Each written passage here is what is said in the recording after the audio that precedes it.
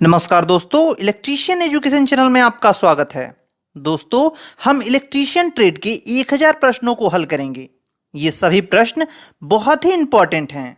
ये प्रश्न पिछले 15 वर्षों के यूपी पीसीएल टीजी2, UP RBUNL, BSPSCL, ALP, metro आदि जैसे आईटीआई बेस्ड परीक्षाओं के ऑफिशियल पेपर से लिया गया है। दोस्तों, हम इन 1000 प्रश्नों को 50-50 की सीरीज में करके हल करेंगे। ये इस सीरीज का पहला भाग है। तो चलिए स्टार्ट करते हैं। फर्स्ट क्वेश्चन है, डीसी मोटर स्टार्टर कितने प्रकार का होता है? जिसके ऑप्शन है 3 प्रकार का, 1 प्रकार का, 2 प्रकार का या 4 प्रकार का। जिसका सही आंसर है 3 प्रकार का। दोस्तों, डीसी मोटर स्टार्टर 3 प्रकार का होता है। पहला, हैंड स्टार्टर। दोस्तों, हैंड स्टार्टर का प्रयोग डीसी सीरीज मोटर के लिए करते हैं। दूसरा, 3 पॉइंट स्टार्टर। दोस्तों, 3 पॉइंट स्टार्टर का प्रयोग शंट मोटर के लिए किया जाता है। तीसरा, 4 पॉइंट स्टार्टर। दोस्तों, 4 पॉइंट स्टार्टर का प्रयोग कंपाउंड मोटर के लिए किया जाता है। सेकेंड क्वेश्चन है, घनाकार सॉलिड कोड की एसआई इकाई क्या होती है? जिसके ऑप्शन है, पहला रेडियन, दूसरा लक्स, तीसरा डिग्री, चौथा स्टेरेडियन। जिसका सही आंसर है स्टेरेडियन। थर्ड क्वेश्चन है, एसी आपूर्ति में आरएमएस मान कितना होता है? जिसमें पहला ऑप्शन है 0.888, सेकेंड ऑप्शन है 0.101, थर्ड ऑप्शन है 0.607, फोर्थ ऑप्शन है 0.707। जिसका सही आंसर है 0.707।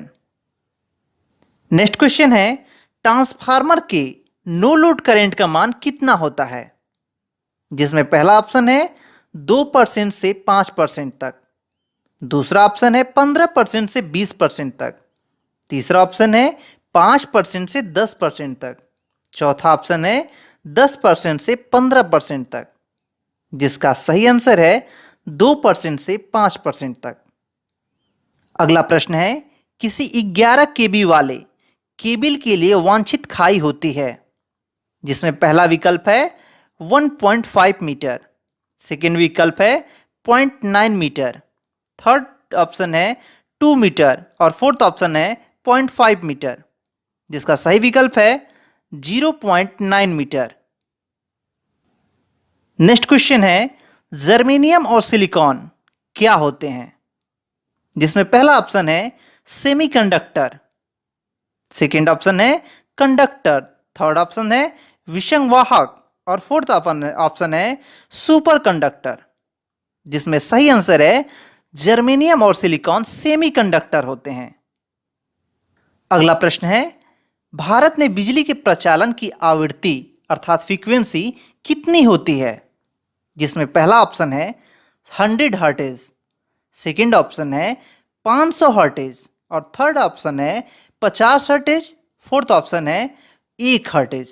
जिसका सही विकल्प है, भारत में बिजली की प्रचालन आवृत्ति 50 हर्ट्ज होती है। अगला क्वेश्चन है, आमतौर पर संकेंद्रीय वाइंडिंग का उपयोग किसमें किया जाता है? जिसके ऑप्शन है एकल फेज वाले मोटरों में, दूसरा ऑप्शन है 3 फेज वाले मोटरों में, ऑप्शन तीसरा है ट्रांसफार्मरों में और चौथा ऑप्शन है डीसी मोटरों में। जिसका सही विकल्प है एकल फेज वाले मोटरों में। आमतौर पर संकेंद्रीय वाइंडिंग का उपयोग एकल फेज वाले मोटरों में किया जाता है। अगला प्रश्न है, अल्टरनेटर किसमें निर्धारित की जाती है? अर्थात अल्टरनेटर की रेटिंग किसमें निर्धारित की जाती है? जिसमें विकल्प हैं केवीए, दूसरा विकल्प है केडब्ल्यूएच, तीसरा विकल्प है केडब्ल्यू और चौथा विकल्प है एचपी। जिसका सही आंसर है केवीए, किलो वोल्ट एम्पियर। अर्थात अल्टरनेटर की रेटिंग केवीए में निर्धारित की जाती है। दोस्तों, आप हमें कमेंट करके बताइए कि मोटर की रेटिंग किस में निर्धारित की जाती है। अगला क्वेश्चन है, बैटरी का ट्रिकल चार्जिंग किसके द्वारा आवेशित होती है? जिसमें ऑप्शन है, पहला है पूर्ण भार करंट, दूसरा ऑप्शन है बहुत कम करंट, तीसरा ऑप्शन अधिभार करंट और चौथा ऑप्शन निम्न भार करंट, जिसमें सही आंसर है बहुत कम करंट। बैटरी का ट्रिकल चार्जिंग बहुत कम करंट के द्वारा आवेशित होती है। अगला प्रश्न है एमएमएफ का पूर्ण रूप क्या है, जिसमें ऑप्शन है पहला ऑप्शन मैग्नेटो मोटर फोर्स, दूसरा मैग्नेटो मेटालिक फोर्स, तीसरा मैग्नेटो मूवमेंट फोर्स और चौथा मैग्नेटो मोटिव फोर्स, जिसका राइट आंसर है मैग्नेटो मोटिव फोर्स। अगला प्रश्न है अर्ध तरंग दृष्टिकारी अर्थात हाफ वेव रेक्टिफायर की दृष्टिकारण क्षमता कितनी होती है, जिसके ऑप्शन है पहला 90%, दूसरा 40.6%, तीसरा 200% और चौथा 60%, जिसका राइट आंसर है 40.6%। नेक्स्ट क्वेश्चन है एम्पियर किसकी एसआई इकाई होती है, जिसके विकल्प हैं विद्युत धारा की, दूसरा ऑप्शन है आवृत्ति की, तीसरा है प्रतिरोध की और चौथा है वोल्टेज की, जिसका राइट आंसर है एम्पियर विद्युत धारा की एसआई इकाई होती है। अगला प्रश्न है एक एसी सर्किट में फॉर्म फैक्टर का मान कितना होता है, जिसमें विकल्प हैं पहला 1.11, दूसरा 1.61, तीसरा 2.1 और चौथा 1.41, जिसका राइट आंसर है एसी सर्किट में फॉर्म फैक्टर का मान 1.11 होता है। दोस्तों एसी सर्किट में फॉर्म फैक्टर एसी के आरएमएस मान और औसत मान का अनुपात होता है। दोस्तों आप हमें कमेंट करके बताइए कि आरएमएस मान और औसत मान का वैल्यू कितना होता है। अगला प्रश्न है घरेलू मिक्सर की निर्धारित शक्ति कितनी होती है, जिसमें विकल्प हैं 100 से 600 वाट, दूसरा ऑप्शन है 2000 वाट, तीसरा ऑप्शन है 5000 वाट और चौथा ऑप्शन है 1000 वाट। दोस्तों घरेलू मिक्सर की निर्धारित शक्ति 100 से 600 वाट होती है।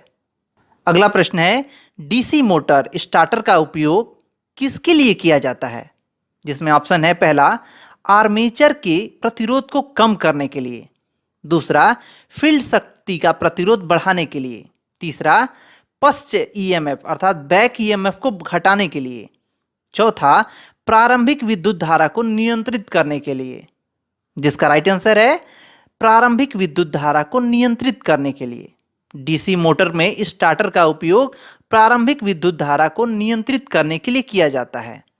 डीसी जनरेटर किसके सिद्धांत पर कार्य करता है, जिसमें विकल्प दिए गए हैं पहला किरचॉफ का नियम, दूसरा लेंज का नियम, तीसरा फैराडे के विद्युत चुंबकीय प्रेरण का नियम और चौथा एम्पियर का नियम, जिसका राइट आंसर है फैराडे के विद्युत चुंबकीय प्रेरण का नियम। डीसी जनरेटर फैराडे के विद्युत चुंबकीय प्रेरण के नियम पर कार्य करता है। अगला क्वेश्चन है किसी उद्दीप्त इनकैंडिसेंट लैंप का पावर फैक्टर है, जिसमें ऑप्शन है पहला 0, दूसरा पश्चगामी, तीसरा 1 और चौथा अग्रगामी, जिसका राइट आंसर है इसका पावर फैक्टर 1 होता है। अगला प्रश्न है एमजी सेट अर्थात मोटर जनरेटर सेट और रोटरी कन्वर्टर क्या बदल देते हैं, जिसके विकल्प हैं पहला डीसी को एसी आपूर्ति में, दूसरा विकल्प डीसी को स्पंदमान आपूर्ति में, तीसरा एसी को स्पंदमान आपूर्ति में और चौथा एसी को डीसी आपूर्ति में, जिसका राइट आंसर है एसी को डीसी आपूर्ति में। अर्थात MG set motor generator set और रोटरी कन्वर्टर एसी को डीसी आपूर्ति में बदल देता है। अगला प्रश्न है एक अतिरिक्त उच्च तनन तार को भी कहा जाता है, जिसके ऑप्शन है ताप तार, दूसरा ऑप्शन है निम्न वोल्टता तार और तीसरा ऑप्शन है उच्च वोल्टता तार और चौथा ऑप्शन दाब तार, जिसका राइट आंसर है दाब तार। एक अतिरिक्त उच्च तनन तार को दाब तार भी कहा जाता है। अगला प्रश्न है तुल्यकाली मोटर का प्रयोग किसके लिए किया जाता है, जिसमें विकल्प दिए गए हैं पहला वोल्टता नियमन और शक्ति गुणक सुधार के लिए, दूसरा उत्थापित एलिवेटर के लिए, तीसरा संकर्षण के लिए और चौथा उत्तापक अर्थात लिफ्ट के लिए, जिसका राइट आंसर है वोल्टता नियमन और शक्ति गुणक सुधार के लिए। तुल्यकालिक मोटर का प्रयोग वोल्टता नियमन और शक्ति गुणक सुधार के लिए किया जाता है। अगला प्रश्न है, एक इलेक्ट्रोड पर गैसों के संचयन को क्या कहा जाता है? जिसकी ऑप्शन है पहला आयन, दूसरा हाइड्रोजनीकरण और तीसरा ध्रुवीकरण, चौथा सममेलन। जिसका राइट आंसर है ध्रुवीकरण। एक इलेक्ट्रोड पर गैसों के संचयन को ध्रुवीकरण कहा जाता है। अगला प्रश्न है, सेल की क्षमता को किसमें मापी जाती है? जिसकी ऑप्शन है पहला एम्पियर में, दूसरा वाट में, तीसरा वाट घंटा में और चौथा एम्पियर घंटा में। जिसका राइट आंसर है एम्पियर घंटा में। एक सेल की क्षमता को एम्पियर घंटा में मापी जाती है। अगला प्रश्न है, क्रिस्टल डायोड को भी कहा जाता है। जिसके ऑप्शन है पहला फोटो डायोड, दूसरा पीएन संधि डायोड, तीसरा परिवर्तीय प्रतिघात डायोड, चौथा सुरंग डायोड। जिसका राइट आंसर है पीएन संधि डायोड। क्रिस्टल डायोड को पीएन जंक्शन डायोड भी कहा जाता है। अगला प्रश्न है, दृष्ट धारा मशीनों के अर्थात डीसी मशीनों के दिक्परिवर्तक खंड अर्थात कम्यूटेटर खंड से बने होते हैं। जिसकी ऑप्शन है पहला कठोर कर्षित तांबा अर्थात हॉट ड्रम, दूसरा कार्बन, तीसरा पीतल और चौथा स्टेनलेस स्टील। जिसका राइट आंसर है कठोर कर्षित तांबा अर्थात हॉट ड्रम। अगला प्रश्न है, लैंप की दक्षता को किसमें व्यक्त किया जाता है? जिसके ऑप्शन है पहला ल्यूमेन प्रति वॉट, दूसरा लक्स प्रति वोल्ट, तीसरा ल्यूमेन प्रति वोल्ट और चौथा लक्स प्रति वॉट। जिसका राइट आंसर है ल्यूमेन प्रति वॉट। लैंप की दक्षता को ल्यूमेन प्रति वॉट में व्यक्त किया जाता है। अगला प्रश्न है, एक अर्ध परिवर्तित डैश चतुर्थांश परिवर्तित है। जिसके ऑप्शन है पहला 2, दूसरा 3, तीसरा 1 और चौथा 4। जिसका राइट आंसर है 1। अगला प्रश्न है, ऊष्मा की व्यवहारिक एसआई इकाई किसमें व्यक्त की जाती है? जिसके ऑप्शन है सेल्सियस, दूसरा सेंटीग्रेड, तीसरा कैलोरी और चौथा जूल। जिसका राइट आंसर है जूल। ऊष्मा की व्यवहारिक एसआई इकाई जूल में व्यक्त की जाती है। अगला क्वेश्चन है, तांबे के परमाणु में कितने इलेक्ट्रॉन होते हैं? जिसमें ऑप्शन है पहला 29, दूसरा 19, तीसरा 39 और चौथा 9। जिसका राइट आंसर है 29। तांबे के परमाणु में 29 इलेक्ट्रॉन होते हैं। अगला प्रश्न है, कोरोना हानि किस पर निर्भर नहीं करती है? जिसके ऑप्शन है पहला मौसम की स्थिति, दूसरा कंडक्टर पदार्थ, तीसरा स्वच्छता और चौथा कंडक्टर की रुक्षता। जिसका राइट आंसर है कंडक्टर का पदार्थ। कोरोना हानि कंडक्टर पदार्थ पर निर्भर नहीं करती है। अगला प्रश्न है, मोटर का शक्ति गुणक अर्थात पावर फैक्टर अपेक्षाकृत अधिक होता है। जिसके विकल्प हैं पहला संधारित प्रवर्तित, दूसरा प्रतिरोध विभक्त कला, तीसरा छादित पोल और चौथा संधारित चलित। जिसका राइट आंसर है संधारित चलित। अगला प्रश्न है, कांच में प्रतिरोध का तापमान गुणांक होता है। जिसके विकल्प हैं व्युत्क्रम, दूसरा धनात्मक, तीसरा ऋणात्मक, चौथा शून्य। जिसका सही आंसर है ऋणात्मक। कांच में प्रतिरोध का ऋणात्मक तापमान गुणांक होता है। अगला प्रश्न है, ट्रांजिस्टर की आधार संग्राही संधि प्रदान करती है। जिसके ऑप्शन है पहला निम्न प्रतिरोध, दूसरा उच्च प्रतिरोध, तीसरा मध्यम प्रतिरोध और चौथा अत्यधिक निम्न प्रतिरोध। जिसका राइट आंसर है उच्च प्रतिरोध। एंटीमनी एक उदाहरण है। जिसके विकल्प हैं अनुचुंबकीय पदार्थ के, दूसरा लौह चुंबकीय पदार्थ के, तीसरा रोधक पदार्थ के और चौथा प्रतिचुंबकीय पदार्थ के। जिसका राइट आंसर है एंटीमनी अनुचुंबकीय पदार्थ का एक उदाहरण है। अगला प्रश्न है, एक सेमीकंडक्टर की प्रतिरोधकता कितनी होती है? जिसके विकल्प हैं, पहला इंसुलेटर से अधिक, दूसरा कंडक्टर के बराबर, तीसरा कंडक्टर से कम और चौथा कंडक्टर और इंसुलेटर के बीच। जिसका राइट आंसर है कंडक्टर और इंसुलेटर के बीच। एक सेमीकंडक्टर की प्रतिरोधकता कंडक्टर और इंसुलेटर के बीच की होती है। अगला प्रश्न है, किसी बिजली की धारा रोकने वाले पदार्थ की मुख्य विशेषता क्या होती है?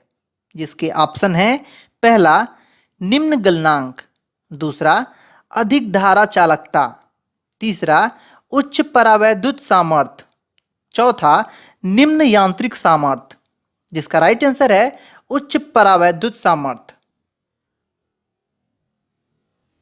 अगला प्रश्न है, पीएन संधि के अवक्षय क्षेत्र की चौड़ाई कितनी होती है?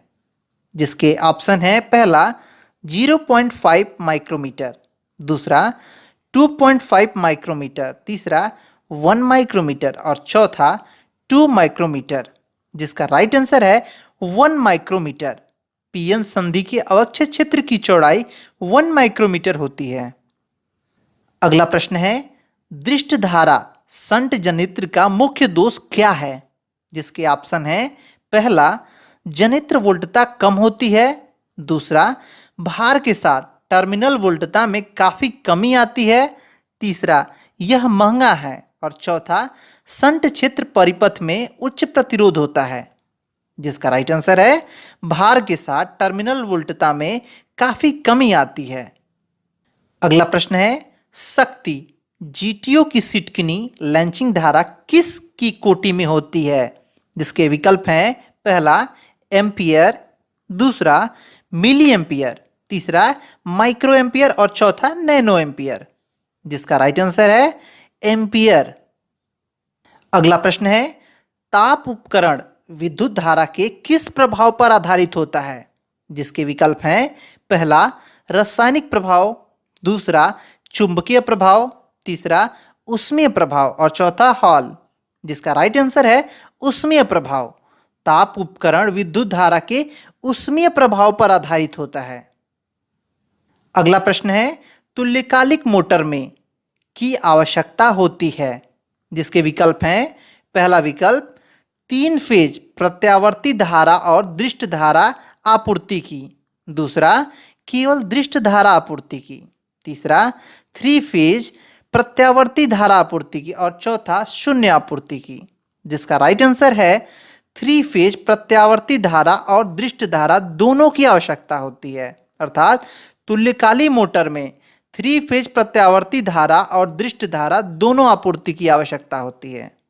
अगला प्रश्न है, भारी 3 फेज मोटर भार वाले औद्योगिक उपभोक्ताओं को एक आपूर्ति प्रणाली प्रदान की जाती है। जिसके विकल्प हैं, पहला 6 फेज 6 तार सप्लाई सिस्टम, दूसरा 3 फेज 4 तार, तीसरा 3 फेज 3 तार और चौथा 1 फेज 3 तार। जिसका राइट आंसर है 3 फेज 3 तार। भारी 3 फेज वाले मोटर भार वाले औद्योगिक उपभोक्ताओं को एक 3 फेज 3 तार आपूर्ति प्रणाली प्रदान की जाती है। अगला प्रश्न है, सार्वत्रिक मोटर शून्य भार पर चलती है।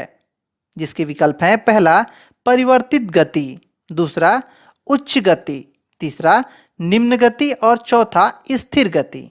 जिसका राइट आंसर है उच्च गति। सार्वत्रिक मोटर शून्य भार पर उच्च गति से चलती है। अगला प्रश्न है, बाह्य खेलों के लिए उपयुक्त लैंप का प्रकार क्या है? जिसके ऑप्शन है, पहला प्रकाश उत्सर्जक डायोड एलईडी, दूसरा सोडियम वास्प, चौथा फ्लोरोसेंट और चौथा हैलोजन। जिसका राइट आंसर है हैलोजन। बाह्य खेलों के लिए उपयुक्त किया जाने वाला लैंप हैलोजन लैंप होता है। अगला प्रश्न है, 50 हर्ट्ज प्रेरण मोटर के स्टेटर की अधिकतम गति कितनी होती है? जिसके ऑप्शन है, 3000 आरपीएम, दूसरा 5000 आरपीएम और तीसरा 750 आरपीएम और चौथा 30000 आरपीएम। जिसका राइट आंसर है 3000 आरपीएम। 50 हर्ट्ज प्रेरण मोटर के स्टेटर की अधिकतम गति 3000 आरपीएम होती है। अगला प्रश्न है 3 माइक्रोफैरेड और 6 माइक्रोफैरेड धारिता के दो संधारित्र समानांतर में जुड़े हैं, इनकी कुल धारिता कितनी होगी?